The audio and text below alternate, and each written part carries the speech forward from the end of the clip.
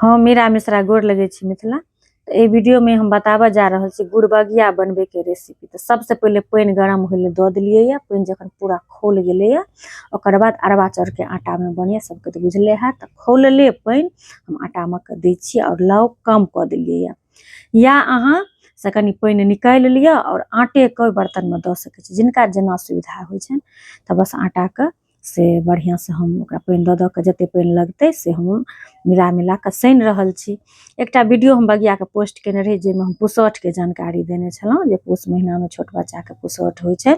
हमरा लागल जे ओहे बेसी इम्पोर्टेंट छै जे में अहाँ सबके बहुत रास कमेंट आयल और मैसेज आयल खास क के बहुत रास जे दीदी हमर बगिया टूट जाइए से कनी बता दिए जे कोन कारण से टूटे छै। तो देखियो सबसे प्रमुख कारण होय छै जे गुड़ अहाँ बहुत नहीं द देबे, बहुत कम गुड़ देबे कियाकि बेसी गुड़ देला से अहाँ के टूट जाय छै। हमरा अहाँ के होइया, हमरो होय छला शुरू में हमरो संगे भेल या क्या दिन जे बेसी गुड़ देबे त नीक हेते लेकिन एना नहीं होय छै। तो सबसे पहले अहाँ गुड़ कम देबे आ दोसर होय छै जे पानी जे खौलल नहीं रहत ना लोग मिझा देलखिन चूल्हा तखन जे सने छथिन तब टूटे के डर होय छै। बस दुइटा गलती अहाँ नहीं करब त अहाँ के बगिया बहुत सुंदर बनत देख सके छी।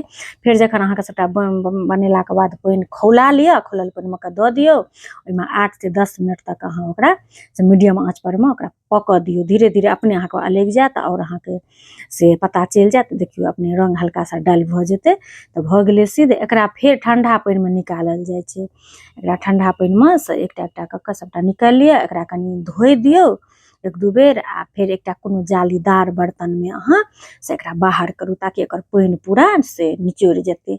और बहुत सुंदर होय छै ई पूस के महीना में सबके घर में बने। अगर नहीं पूस त माघो भ जाय छै त कोनो बात नहीं जे घर में पुसौठ नहीं रहे छै त पूस माघ में ई बहुत स्वास्थ्य के लिए लाभदायक है। कोनो चीज ओहिना अपना सबके नहीं होय छै, ओइ के पाछू स्वास्थ्य के जुड़ल रहे छै जे खेला से फायदा करे छै।